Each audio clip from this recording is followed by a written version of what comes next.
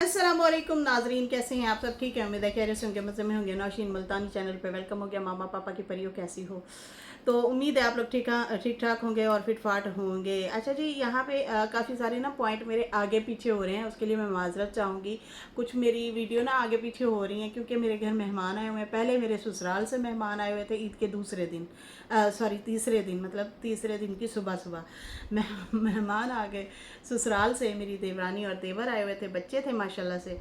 फिर वो जैसे ही गए हैं तो फिर मेरे मायके से मेहमान आ गए। आए ये सालों बाद हैं, 5-5 6-6 साल बाद मतलब इन लोगों की एंट्री हुई है।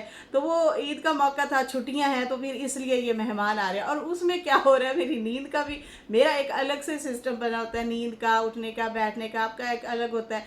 फिर उसमें आपकी वीडियोज़ वगैरह का भी होता है। तो इसलिए जो है वो सारी वीडियोस ना आगे पीछे हो रही हैं। काफ़ी लोग नाराज़ भी हो रहे हैं कि यार अब हमें भी जाना पड़ता है देखने के लिए, आप जल्दी से जो है वीडियो बना लिया करें।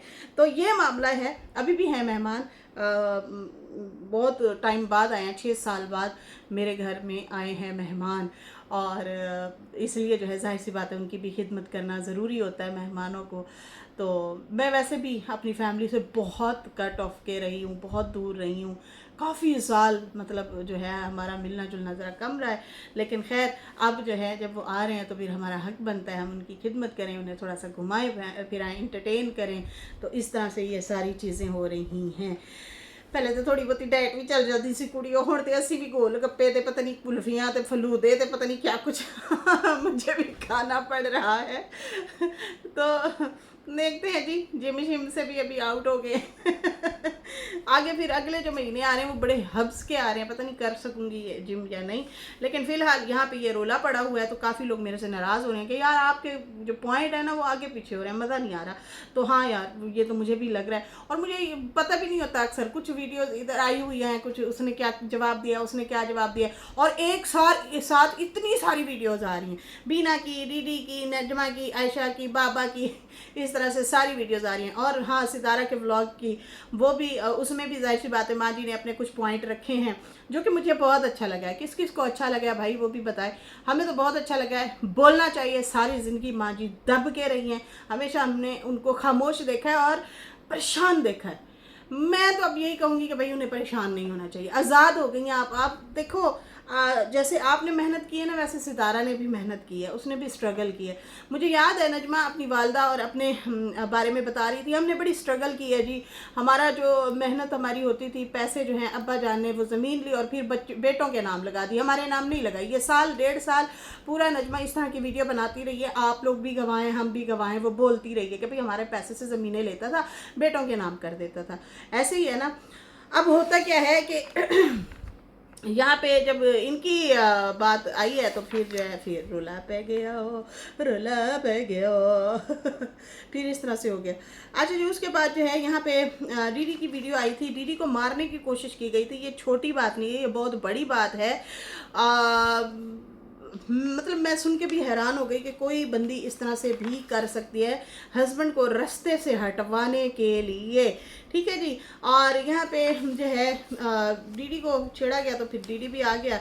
और जैसे नजमा कह रही थी, देखें जी, वो जब इन औरतों को बोलता था और ये रोती थी तो हम भी साथ में इनको सपोर्ट में वीडियो बनाते थे। अब ये सारी एक साइड हो गई हैं और चप्पड़ चप्पड़ कर रही हैं। तो देखें, हमने भी आपके सपोर्ट में बहुत आपका साथ दिया है। आपकी जब बेटी की शादी हो रही थी, लोग केस करना चाह रहे थे, लोग आप लोगों को ट्रोल कर रहे थे, लोग जो है रिश्ते तोड़वाना चाह रहे थे। आपकी बेटी का मामला था और बेटियां सबकी सांझी होती हैं, तो हमने भी आप लोगों के लिए भरपूर आवाज़ें उठाई हैं। हमने भी आपकी वजह से जो है काफ़ी कुछ सहा है, लेकिन कभी बोला नहीं है क्योंकि हम रिएक्शनिस्ट है ना, हमारा तो काम है बोलना। हम आपकी कभी आपकी फेवर में पॉइंट चले जाते हैं, कभी बीना की फेवर में पॉइंट चले जाते हैं, तो कभी डीडी के, तो कभी आयशा के, इस तरह से हो जाता है। तो वो आप आके जो है अभी आप जब झूठी पड़ रही हैं तो फिर आके आप इस तरह से बोल रही हैं, तो ये अच्छा नहीं है। अच्छा, पहले सबसे पहले ये बताओ कि आपने थंबनेल लगाया था, अब देखें यहाँ पे फिर झूठी पड़ रही हैं। लॉजिक की बात कर रही हूँ, ताज़ा तरीन बात कर रही हूँ। आपने डीडी पे वीडियो बनाई, गालम गलौज की, उसको बुरा भला कहा। मैं ये नहीं कहूँगी कि डीडी आपको कुछ नहीं कह रहा, डीडी भी आपको बोल रहा है, जवाब दे रहा है। आपने वो वीडियो हटा के हस्बैंड को खड़ा कर दिया और कहा कि ये मेरी बीवी को बोल रहा है। उसने ये नहीं कहा कि मेरी जो साली है वो भी जो है, या मेरी बीवी भी है, वो भी मेरी बहन और मेरी माँ को और या फिर इनको बोल रहे हैं या कुछ मतलब रिएक्शन वगैरह दे रहे हैं, ऐसा नहीं। आपने अपनी वीडियो छुपा दी और अगले बंदे को खड़ा कर दिया। दूसरी बात, पॉइंट की बात, झूठ जो है यहाँ पे ये भी आपका पकड़ा गया है कि अब मैं इस्लामाबाद जा रही हूँ, आम शाम भी आपने दिखाए हैं, और फिर बीच में आपने कहा है कि टाइटल लगा हुआ है बाकायदा आपका, जिसकी वजह से साजिद को कम्युनिटी लगानी पड़ी। अच्छा, फिर उसके बाद क्या होता है, आप घर में बैठी हैं। मतलब आप लोगों के दिमाग के साथ क्यों खेल रही हैं, ये सवाल है लोगों के, आप दें जवाब, क्यों खेल रही हैं। आपने फिर इस तरह का टाइटल थंबनेल क्यों लगाया है कि जो है आपने डाइवर्ट करने की कोशिश की। अब आप घर पड़ी हैं तो क्या हम ये समझें कि सितारा ने आपको रास्ते से वापस भेज दिया है?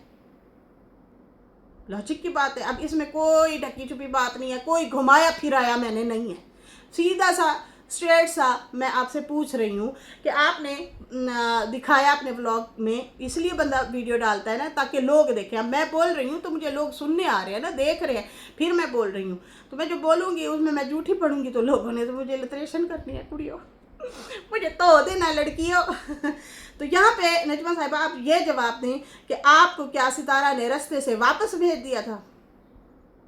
आपने कहा कि हम इस्लामाबाद जा रहे हैं, गोइंग टू इस्लामाबाद। हम देखते हैं ये वो इस तरह से कोई टाइटल आपने लगाया हुआ है और फिर वीडियो भी बनाई। फिर उसके फ़ौरन बाद आप दूसरे दिन वीडियो डाल रही हैं कि मेरी तबीयत ख़राब है। अल्लाह ताला आपको सेहत देगी आप प्रेग्नेंट भी हैं, फिर ऊपर से ये झूठ पे झूठ। मतलब अब ऐसे लग रहा है कि आप लोग, झूठ तो ऐसे मामूली सी बात है आप लोगों के लिए, आप लोगों को पता नहीं है ये बहुत बड़ा अजाब खाना है, इससे बंदा निकल नहीं पाता, ये बहुत गुनाह वाली बात है।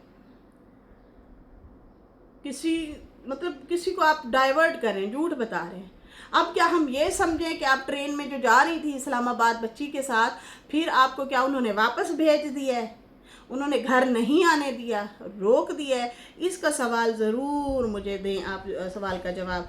अच्छा, यहाँ पे क्योंकि आप झूठी पढ़ रही हैं, ऐसे नहीं घुमा सकते, आधी अधूरी बात करो फिर अगले व्लॉग में कुछ और बात करो, फिर ऐसा नहीं होगा, ठीक है। अच्छा, यहाँ पे डीडी ने कहा मुझे रोका जा रहा है, मुझे सख्ती से रोक दिया गया है। ये इसका 2 दिन पहले का व्लॉग है जो मैंने पॉइंट लिखे थे, फिर वीडियो बनाना मेरे पास टाइम ही नहीं था। अच्छा, उसके बाद फिर कोई ना कोई और पॉइंट आता गया और फिर हम बोलते गए। अब यहाँ पे इनकी जान को ख़तरा, इनके सर के ऊपर कौन खड़ा था, क्या हुआ, वो भी उस पर भी बात करते हैं। यहाँ पे इन्होंने जवाब दिया, कहा है कि मुझे कहा गया है कि नानी और सितारा का नाम नहीं लेना, इनकी सुलह हो जाएगी तो तुम क्या कर लोगे, मतलब तुम्हारे मुंह में क्या आएगा, तो फिर इसका नाम नहीं लेना। तो ठीक है जी, मैं नहीं, नाम तो उसका नहीं बता सकता, मुझे किसने रोका है, मुझे अंदाज़ा हो रहा है किसने रोका होगा। चलो, कहता है ठीक है मैं नाम नहीं लूँगा, थंबनेल नहीं लगाऊंगा और ना नाम लूँगा, और बाकी जो है आज ही रोका गया है। ऐसा ही किसी को सपोर्ट कर रहे हैं तो भाई सोच समझ के सपोर्ट करें। अगर आप किसी को सपोर्ट करें तो सोच समझ के करें। बहरूपिया फिरते हैं, बहरूपे भी होते हैं, इनकी पावर ज़्यादा होती है। जहां माँ बेटे का रिश्ता आ जाए तो ज़्यादा पावर होती है। यहाँ पे तो फारूक के बारे में बात थी, ठीक है। इसके जहाँ माँ और बेटे की पावर आ जाए तो फिर वहाँ पे मतलब बंदा कुछ नहीं कर सकता। लेकिन जो रीडी ने ऊपर पहले पॉइंट बोला है कि तुम इनका नाम ना लो, इनकी सुलह हो गई तो फिर क्या होगा, तो ये जो है कहता मैं नाम नहीं बता सकता। ये मुझे पता नहीं क्यों हमें लगा जैसे सैफ ने रोका हो कि तुम इस मामले में ना पड़ो। मे भी ये मेरा ओपिनियन है। मैं झूठी भी हो सकती हूँ, मैं गलत भी हो सकती हूँ। झूठी क्यों, झूठी तो वो होती है बंदा जो झूठ बोल रहा हो, मैं गलत हो सकती हूँ। मैं मतलब यहाँ पे बता रही हूँ, पब्लिक ऑन द रिकॉर्ड बोल रही हूँ। तो लेकिन मुझे ये ऐसे लगा कि शायद मैं भी उन्होंने रोका हो। अच्छा, उन्होंने भी था एक लगाया हुआ था, कम्युनिटी लगाई हुई थी, मैंने स्क्रीनशॉट ली थी। सैफुल्लाह भाई साहब जो हैं उन्होंने कम्युनिटी जो लगाई थी, मैं पढ़ के सुनाऊँ आप लोगों को। किसके लिए थी पता नहीं, कित्थे गई कहाँ गई भाई, यहाँ गई, यहाँ। कहते हैं हकूकुल्लाह और हकूकुल इबाद में से हकूकुल इबाद बहुत सख्त हैं। मतलब लोगों के साथ बिहेवियर आप जो करते हैं वो बड़े सख्त होते हैं। हकूकुल इबाद में से हकूकुल इबाद बहुत सख्त हैं। और हकूकुल्लाह जी। बाकी हमारे असल पकड़ हकूकुल इबाद में होगी, मतलब लोगों के साथ आपका बिहेवियर कैसा है, आपने लोगों के साथ जुल्म किया, आपने इंसाफ के साथ चला, इस तरह से, ठीक है जी। हमारी असल पकड़ हकूकुल इबाद में होगी, मतलब लोगों के साथ नाइंसाफ़ी करना, बदअखलाकी से पेश आना, बदतमीज़ी करना, उनको मारना पीटना, उनके साथ गलत बिहेवियर करना। अल्लाह पाक कुरान में वाज़े फरमाते हैं कि हकूकुल्लाह मेरे हैं, मतलब हकूकुल्लाह का मतलब ये होता है कि इबादत करना, रोज़ा रखना, जो आपके अल्लाह के साथ, मतलब आप जो इबादत करते हैं वो, मतलब हो सकता है अल्लाह ताला वो तो हमें छोड़ दें, ठीक है जी, लेकिन जो दूसरों के साथ ना हक ना इंसाफियाँ की हैं, शायद अल्लाह पाक वो नहीं छोड़ेंगे, वो सख्त हैं जब तक लोग माफ़ नहीं करेंगे। इस तरह से जो है उन्होंने वो ये कम्युनिटी लगाई है, कहते हैं हकूकुल इबाद जिसके हैं वही माफ़ करेगा, माफ़ होंगे वरना नहीं होंगे, इसलिए हकूकुल इबाद का ख्याल रखा करें, किसी का हक ना खाएं वरना क़यामत वाले दिन बहुत लित्तर पड़ेगी बहुत लित्तर पड़ेंगे। तो हकूकुल इबाद उन्होंने बताया है कि भाई ख्याल रखा करें लोगों का, उनका हक ना खाएं वरना क़यामत वाले दिन बहुत लित्तर परेड होगी, जब तोला जाएगा, जब आपके सवाब गुनाह तोले जाएंगे ये उस टाइम के। तो खैर उसके बाद जो है यहाँ पे जो है कहते हैं कि दीदी के ऊपर आते हैं, वो कहते हैं कि भाई माँ और बेटे का जो रिश्ता होता है वो ज़्यादा होता है, समझ जाओ अगलों ने खुद मतलब रुकवा लिया, इसलिए जो है ये ऐसे कह रहा है। बाकी कहता है इन लोगों, लेकिन इन दोनों बहनों को तो मैं नहीं छोड़ूंगा, क्योंकि ये दोनों बहनें मुझे टारगेट करती हैं, मुझे बोलती हैं तो मैं बोलूँगा, ठीक है जी। ये मुझे हरामी बुलवाती है तो फिर तेरा हस्बैंड भी होगा यही हरामी होगा, मुझे तू हरामी बोलती है तो तेरा हस्बैंड होगा हरामी, ठीक है, ये आयशा को कह रहा है। और कहता है कि ये कहती है औलाद मर्द के नसीब में होती है, तो मानती हो ना, मेरे पास थी तो तुम प्रेग्नेंट हो गई थी अब देखो इसने छेड़ा है आयशा ने, तो वो भी वैसे ही जवाब दे रहा है। आयशा ने कहा ना कि औलाद मर्द के नसीब की होती है, तो देख लो, मानती हो ना, मेरे पास थी तो तुम्हें औलाद हो गई, अब तेरे मर्द से तुम्हें नहीं हुई, अगर सोचा जाए तो अभी भी हो सकती है, एज यू विश। बड़ा कमीना है बहुत कमीना है, ठीक ठीक।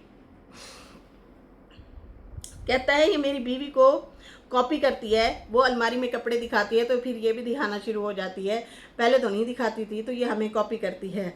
और ये कहती है बच्चे बंद इन्होंने करवाए थे, हाँ मैं अंदर जाके टाके लगा के आया था खुद के, मतलब इस तरह से जो है कहता है कि हाँ मैंने ही टाँके, मैं खुद जाके अंदर जाके लगा के आया था, ताकि अब्बासी के पास ये जा रही है तो इसको बच्चे ना हो, ठीक है जी। ये डीडी ने इसको जवाब दिया। बाकी कहता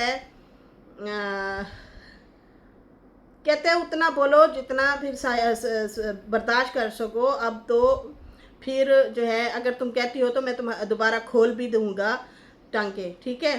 तुम कहती मर्द के नसीब में औलाद होती है, तो अजीब बात है, तुमने औरत फिर यहाँ पे क्या करने आती है, औरत के भी नसीब में होती है। पहला बच्चा जो है होने वाला था, इसके मैके वाले ले गए थे, मैंने रोका भी था फलां हॉस्पिटल में ना लेके जाओ, वो उनकी रेपुटेशन अच्छी नहीं है।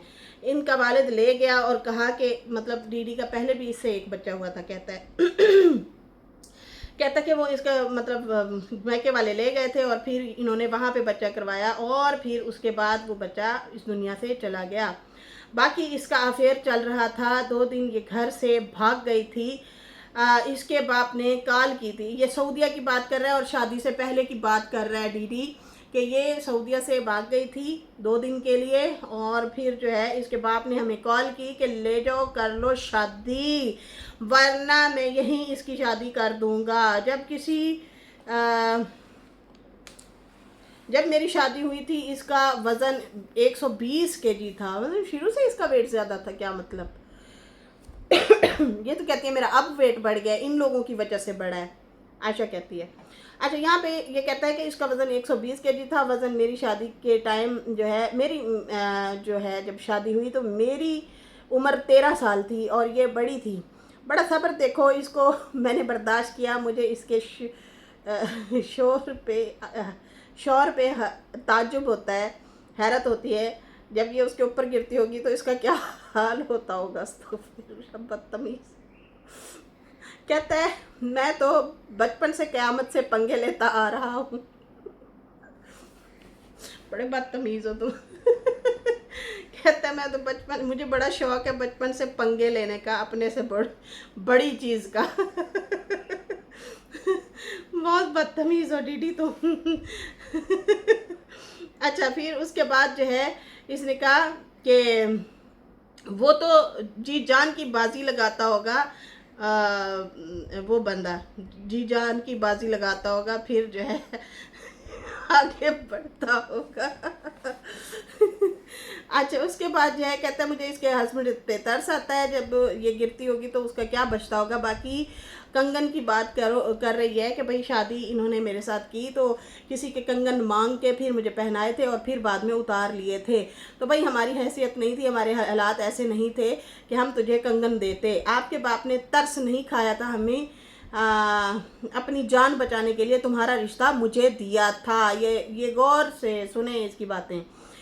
कहता है हम पे एहसान नहीं किया था, उसने अपनी जान बचाने के लिए जो है, अपनी इज्जत बचाने के लिए तुम्हारा रिश्ता हमें दिया था, एहसान नहीं किया।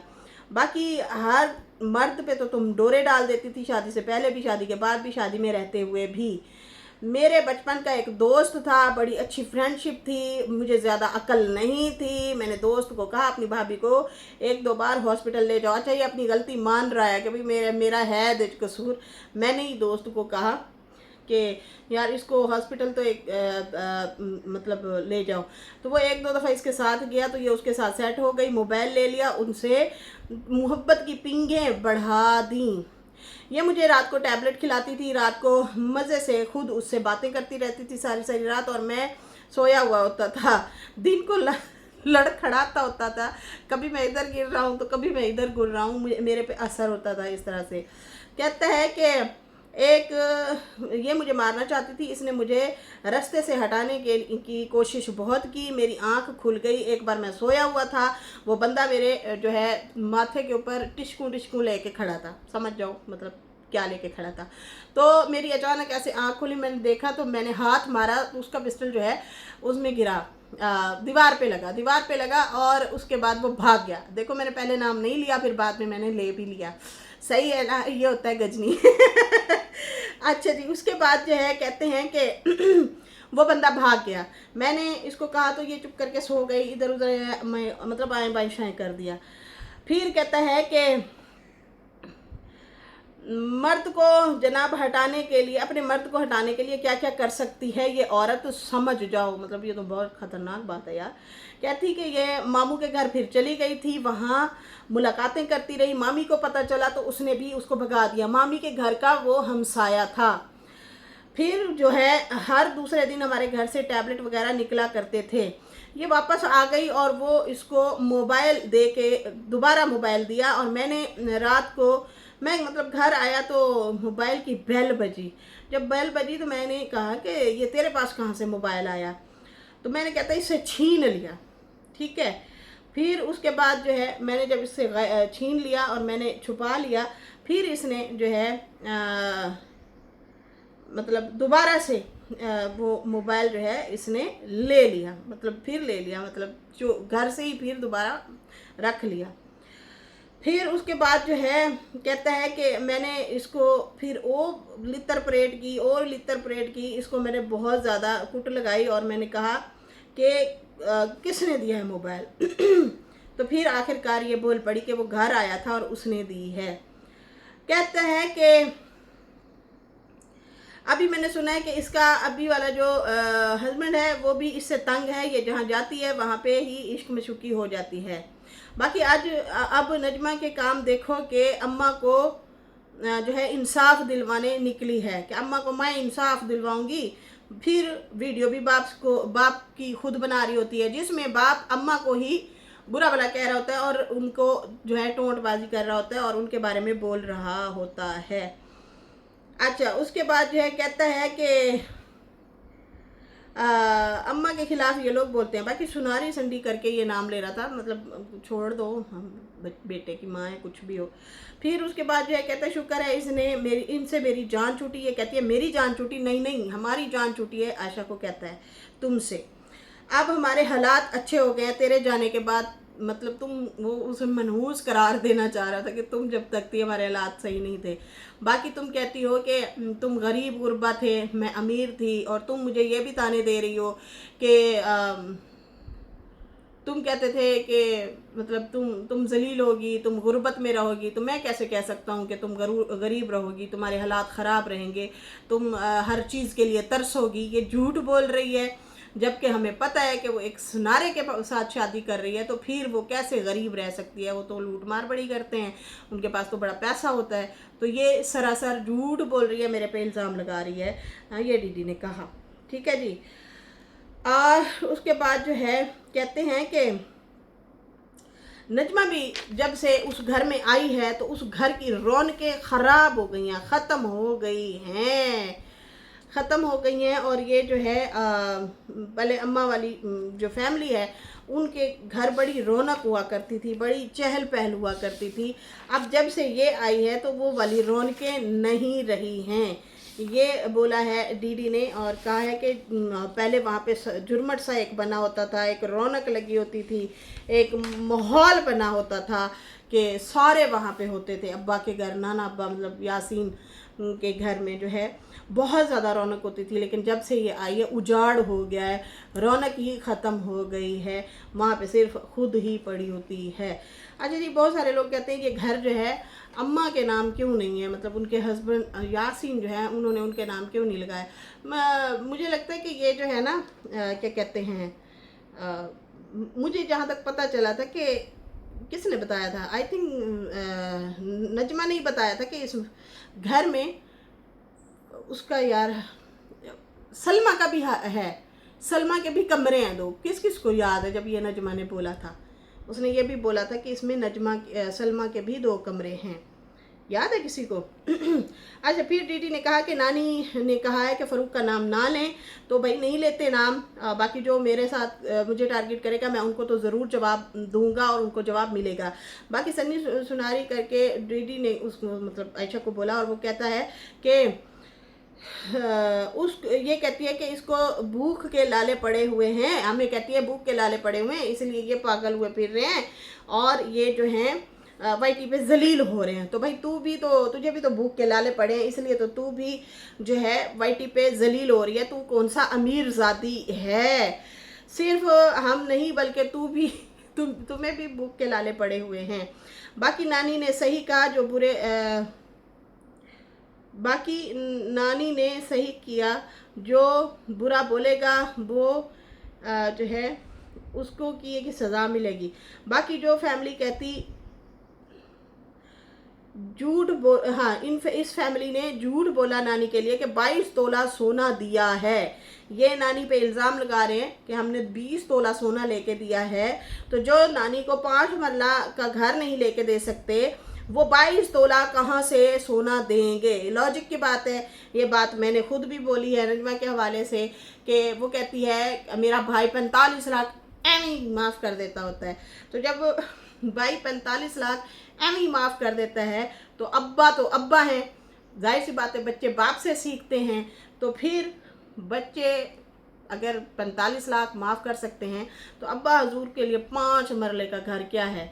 इसलिए मैं कहती हूँ जीते जी जो जी रहे हैं ना लोग, इस दुनिया में ज़िंदा हैं, उनकी पहले कदर करें। मरे हुए की क्या कदर करना, मरे हुए को उस आपके रोने की, आपके कुछ करने की कोई उनको फ़ायदा नुकसान नहीं है। ठीक है ना, वो उनका दुनिया से सारा कट ऑफ हो जाता है, वो ख़त्म हो जाता है, वो दूसरी दुनिया में चले जाते हैं, वो इस दुनिया से जा चुके होते हैं। तो भाई जब जो इंसान इस दुनिया से रुखसत हो जाता है उसके लिए आप रोएं या उसके लिए जो भी आप आंसू बहाएं या जायदादें दें या ना दें, जब वो ज़िंदा था उसको उस टाइम सहूलियत देनी चाहिए। बाकी हाँ, इनके झूठ बहुत ज़्यादा पकड़े गए हैं और बहुत सारे झूठ से पर्दा खुला है। अच्छा, यहाँ पे डीडी का कहना था 70-80 लाख का सोना है, अगर वो दे सकते हैं तो छोटा सा एक मकान क्यों नहीं दे सकते। बाकी उसके बाद जो है उन्होंने कहा कि अक्लमंद तो वही होता है कि जो घर दे दे, थोड़े से पैसों वाला घर दे दे और ज़्यादा पैसे वाला सोना जो है अपने घर रख ले। बाकी ये लोग झूठ बोलते हैं। दीदी ने कहा जब चाचा बीमार थे तो ये औलाद इनकी कहाँ थी। ये भी लॉजिक की बात है, सुनिएगा। कहते हैं कि जब चाचा बीमार थे उस टाइम ये आशा, नजमा और सल्लू कहाँ थे? नहीं थे ना। चाचा मुझे कॉल करता था, नानी ने सही बोला है कि चाचा हमें कॉल करता था, हम पट्टियाँ करवाने हॉस्पिटल ले जाया करते थे। एक दफ़ा बाबर और मैं भी गए थे, वरना मैं अक्सर ले जाता था। बाकी जायदाद की बात आई तो आ गई तो सारे नानी के खिलाफ हो गए। ठीक है जी, उनको बुरा भला बोलने लग गए। हर चीज़ का झूठा इल्ज़ाम ये लोग नाहक नानी के ऊपर डाल रहे हैं। हम नानी के साथ खड़े थे और खड़े रहेंगे। एक चीज़ जब दी जाए तो फिर उसका पंगा क्यों लेना? मतलब जब आपने बीवी के नाम घर लगा दिया था तो फिर पंगा क्यों ले रहे हैं? उसको दें। औरत का ख्वाब होता है उसका घर, तो आप दे दें। ठीक है जी। बाकी जो है अम्मा से काम करवा के अम्मा के ही अकामे भरवाते रहे हैं। अम्मा से जो है सारे खर्चे करवाते रहे हैं। और अब जो है ये लोग मतलब कह रहे हैं कि ये सारा पैसा हमने लगाया, जो कि ये झूठ बोल रहे हैं। अच्छा, यहाँ पे जो है जो नजमा ने अपनी सास के साथ सिला दिया वो भी हमें सारा पता है। ये नानी को बहुत तंग करती थी, जलील करती थी। भूखे लोगों, तुम लोग इतना उसके साथ जुल्म करते थे कि आखिरकार उसको निकाह करना पड़ा था। ये जो है दीदी के पॉइंट थे, दीदी ने ये बोला है। काफ़ी जो है मेरी वीडियो आगे पीछे हो रही है, उसके लिए माजरत यार, मुझे भी मज़ा नहीं आ रहा। करंट सिचुएशन पे करंट बात करते हैं ना, उसका मज़ा और होता है। लेकिन खैर ये पॉइंट बड़े अहम थे। मैं सोच के हैरत ज़दा हुई हूँ कि वाकई ऐसा है। तो आयशा, तुम्हारे हवाले से जो बातें चीज़ें निकल निकल के आ रही हैं, ये बड़ी खौफनाक है, ये बड़ी सेंसिटिव हैं कि आपका बच्चा आपके घर से भाग जाना, फिर आपके साथ नहीं आना चाहता। वहाँ पे ना कोई दीदी खड़ा है, ना बाबर खड़ा है, कोई भी नहीं खड़ा कि उसके डर से वो तुम्हारे साथ नहीं आ रहा। कोई भी नहीं था, सिर्फ वहाँ पे तुम थी। तुम उसे ज़बरदस्ती घर पे लाती हो, अपने पास लाती हो। तो इस तरह से अगर आप बहाने बहाने से बच्चे से बयान दिलवाना चाह रही हो तो वो यहाँ पे भी आप रॉन्ग रहेंगी। आप ज़बरदस्ती बच्चे को ऐसे नहीं रख सकती। बाकी आपका बिहेवियर अगर अच्छा है तो बच्चा वहाँ से भागे ही क्यों? हमारे बच्चे तो कभी नहीं भागते भाई घर से, वो भगोड़े नहीं हैं, वो नहीं भागेंगे क्योंकि वो सेफ़ महसूस करते हैं वालिदैन के पास। तो ऐसा क्या है कि जो आपका बच्चा आपके घर से भाग रहा है, फिर आप निकाह में होते हुए फिर मतलब जिस तरह से ये बता रहा है, ये बहुत बड़ी खौफनाक बात है। अल्लाह ना करे एक गोली चल जाती, फिर कोई मसला हो जाता, फिर जो जैसे इसने बताया कि मैंने हाथ मारा और वो गिर गया। सुबह हम लोग उठे, मैंने माँ को बताया तो वो पहले नहीं माने। सुबह जो है हम लोगों ने देखा दीवार के पास वो पिस्टल पड़ा था।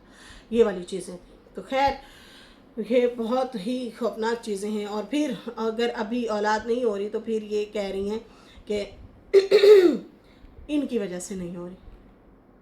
सोचने की बात है। लेकिन यहाँ पे डीडी कहता है कि इसे बच्चों का शौक़ ही नहीं था। हैरत है।